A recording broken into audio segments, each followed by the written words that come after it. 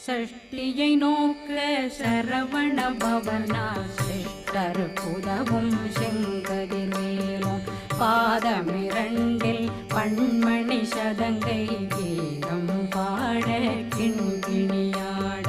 சஷ்டியை நோக்க சரவண பவனா சிஷ்டர் புதவும் செங்கதிர்வேலும் பாதமிரண்டில் பண்மணி சதங்கை கீதம் பாட கிண்கிணியாட